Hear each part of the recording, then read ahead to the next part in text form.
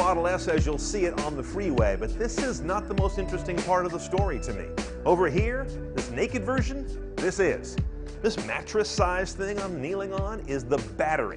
A huge amount of lithium-ion cells put together in a way that is carefully cooled, carefully monitored, and delivering a lot of power. 40, 60, or 85 kilowatt hours are the capacity ranges here, depending which model you buy. Now, what happens after those electrons flow out of here is also part of the secret sauce. They go into this big canister-shaped thing, which is called an inverter. An inverter converts the DC, the direct current that is stored in that battery, into the AC, the alternating current, which this motor wants. That motor then spins through this one-speed gearbox. You don't shift anything. This is a reduction gear. It turns the very high RPMs of this motor into more usable RPMs out to the axles and the road wheels. The way this battery and inverter are designed is a key part of what Tesla's doing. Power and range is a complicated business on a Tesla. The base powertrain Model S has 362 horsepower, 325 foot-pounds of torque, gets to 60 in 6.5 seconds. The performance cars have 416 horsepower and 443 foot-pounds of torque, and they do 60 in 4.4 seconds. They're seriously fast. The major difference between the two is the throughput of the inverter, which sits between the battery and the motor. Range on either car is governed by the battery size. The 40 kilowatt-hour battery gets you about 160 miles at best. For 10,000 more, you can get the 60 kilowatt-hour battery, 230 miles optimal. And for 10,000 on top of that, the 85 kilowatt battery, 300 miles under a best case.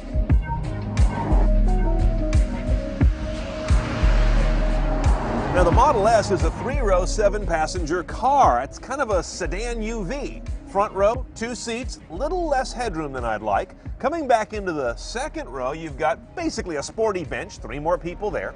Then work your way back here to me in the rear compartment. This car is optioned up with the dual rear-facing seats. But notice these are like little kid racing seats with 5-point harnesses.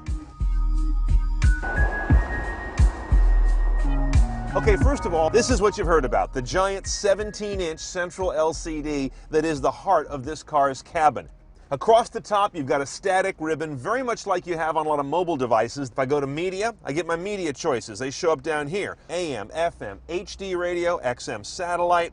You've also got 2 supported streaming services now, TuneIn and Slacker. It's all software, they can add many more, but right now those are your choices on streaming. Notice how everything here is popping into a contextually relevant screen as I hit it. For example, here are my tone controls, and the kind of data and interface you get here, you just don't see in any other car.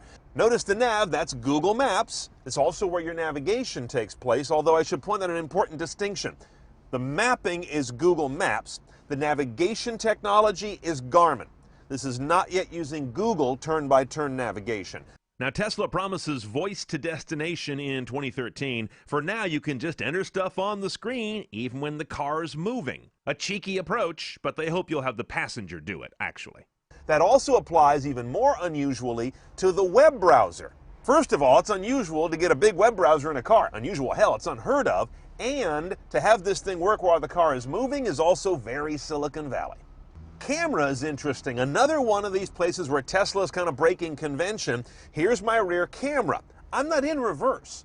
And if I start driving, this camera can stay on. Another interesting wrinkle, you can have a standard def camera, or in this case, we have the high def camera. Look at that resolution. What they have in resolution, they do not have in around view cameras or multiple angle rear view cameras. Now, more broadly here in the cabin, what's it like to sit in a Model S? Obviously, it's a very modern feeling because you're not showered with a lot of buttons. The screen takes that, of course. I also notice an interesting thing here.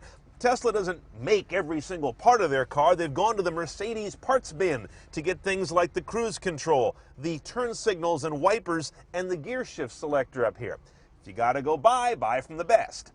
Now, wireless keys are nothing new in this day and age, even fancy ones, but this one goes to the level of cute. To unlock or lock the car, you press on the roof. To unlock or lock the front trunk or frunk, you press on it. Same thing goes for the rear. Now, driving a Model S is, first and foremost, a matter of driving an electric car.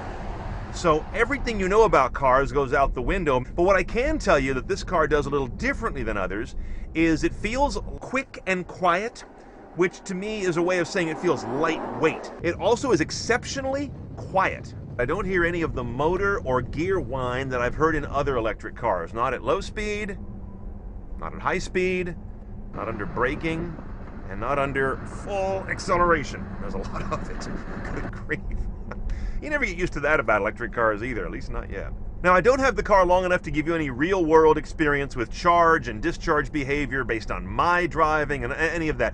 I basically had a day and change with the vehicle, so we'll get our full review and really dig into that later. This is really a finished car, and that's kind of the highest compliment you can give a company that wasn't making cars at all a handful of years ago.